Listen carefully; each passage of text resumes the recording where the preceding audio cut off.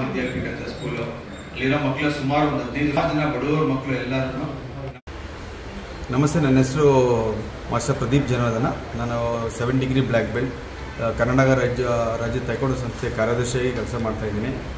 ಮುಖ್ಯ ಉದ್ದೇಶ ಈ ಪತ್ರಿಕಾ ಇವತ್ತೊಂದು ಪ್ರೆಸ್ ಮೀಟ್ ಏನಕ್ಕೆ ಕರೆದಿರೋದಂದರೆ, ನಮ್ಮ 32ನೇ ರಾಜ್ಯ 32ನೇ ನ್ಯಾಷನಲ್ ತೈಕ್ವಾಂಡೋ ಚಾಂಪಿಯನ್ಶಿಪ್ ನಮ್ಮ ಬೆಂಗಳೂರಲ್ಲಿ ಸುಮಾರು 10 ವರ್ಷ ಆದಮೇಲೆ ಈ ಒಂದು ಆಯೋಜನೆ ಮಾಡ್ತಾಯಿದ್ದೀವಿ. ಸುಮಾರು 25 ರಾಜ್ಯಗಳಿಂದ 1000 ಸ್ಪರ್ಧಿಗಳು ಈ ಒಂದು ಕಾಂಪಿಟೇಷನ್ಗೆ ಬರ್ತಿದ್ದಾರೆ. 3 ದಿವಸ ನಡೆಯುವ ಚಾಂಪಿಯನ್ಶಿಪ್ 22, 23, 30 ಕೋರಮಂಗಲದ ಇಂಡೋರ್ ಸ್ಟೇಡಿಯಂನಲ್ಲಿ ಈ ಒಂದು ಕಾಂಪಿಟೇಷನ್ನ ಕಂಡಕ್ಟ್ ಮಾಡ್ತಾಯಿದ್ವಿ. ಏನು ಮೇನ್ ಅಟ್ರಾಕ್ಷನ್ ಅಂದರೆ, ಈ ಈವೆಂಟಲ್ಲಿ 9 ವಿವಿಧ ಡಿಫ್ರೆಂಟ್ ಟೈಪ್ ಆಫ್ ಇವೆಂಟ್ಸ್ನ ಕಂಡಕ್ಟ್ ಮಾಡ್ತಾಯಿದ್ದೀವಿ. ಇದರಲ್ಲಿ ಗೆದ್ದವರಿಗೆ ನೆಕ್ಸ್ಟ್ ಆಗಸ್ಟ್ 19ರಿಂದ 25ನೇ ತಾರೀಕುವರೆಗೂ ನಡೆಯುವ 10th ಏಷ್ಯನ್ ಚಾಂಪಿಯನ್ಶಿಪ್ ಸುಮಾರು 40 ದೇಶಗಳು, ಏಷ್ಯನ್ ಕಂಟ್ರೀಸ್ ಎಲ್ಲ ಪಾರ್ಟಿಸಿಪೇಟ್ ಮಾಡ್ತಿದ್ದಾರೆ. ಅದರಲ್ಲಿ ನಮ್ಮ ಭಾರತದ ಸುಮಾರು 300 ಜನ ಸ್ಪರ್ಧಿಗಳು ಕೂಡ ಪಾರ್ಟಿಸಿಪೇಟ್ ಮಾಡ್ತಿದ್ದಾರೆ. ಈ ಒಂದು ಉದ್ದೇಶದಿಂದ ಈ ಒಂದು ಪತ್ರಿಕಾ ವರದಿಯನ್ನು ಇವತ್ತು ಕರೆದಿದ್ದೀವಿ. ಸರ್ಕಾರಕ್ಕೆ ಗಮನ ಸೆಳೆಯುವಂಥದ್ದು ಏನಿಲ್ಲ ನೋಡಿ. ನಮ್ಮ ಭಾರತ ದೇಶ ಒಂದು ಅಕಾಡೆಮಿಕ್ ಕಲ್ಚರು. ಏನು ಅಂದರೆ, ಸ್ಕೂಲ್ ಹೋಗಬೇಕು, ಶಾಲೆ ಕಳಿಸ್ಬೇಕು, 10th ಮುಗಿಸ್ಬೇಕು, ಡಿಗ್ರಿ ಹೋದ್ಮೇಲೆ ಏನೋ ಒಂದು ಕೆಲಸ ಮಾಡು, ಇಂಜಿನಿಯರ್, ಡಾಕ್ಟರ್ ಆಗೋ, ಸಾಫ್ಟ್ವೇರ್ ಏನೋ ಒಂದು ಮಾಡ್ತಾರೆ.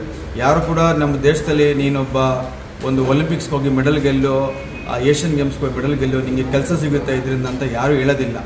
ಸೊ ನಮ್ಮ ಭಾರತದ ಒಂದು ಈ ಅಕಾಡೆಮಿಕ್ ಕಲ್ಚರ್ನ ಸ್ಪೋರ್ಟ್ಸ್ ಕಲ್ಚರ್ ಆಗಿ, ಕ್ರೀಡೆನೇ ಒಂದು ನಮ್ಮ ಜೀವ ಆಗಿ ತೊಗೊಂಡ್ರೆ, ಮುಂಬರುವ ನಮ್ಮ ಭಾರತ ದೇಶ ನೆಕ್ಸ್ಟ್ 2036ರಲ್ಲಿ ಒಲಿಂಪಿಕ್ಸ್ನ ಆಯೋಜಿಸಬೇಕು ಅಂತ ನಾವು ಇಂಟರ್ನ್ಯಾಷನಲ್ ಒಲಿಂಪಿಕ್ ಕಮಿಟಿಗೆ ಬಿಟ್ಟು ಸಲ್ಲಿಸಿದ್ವಿ.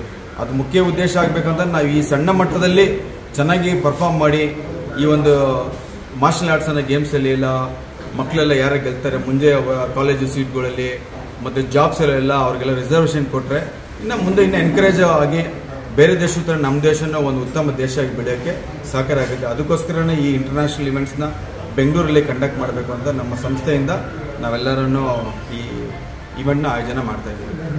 ಸುಮಾರು 25 ರಾಜ್ಯಗಳಿಂದ 1000 ಜನ ಪಾರ್ಟಿಸಿಪೆಂಟ್ಸು ಬರ್ತಿದ್ದಾರೆ.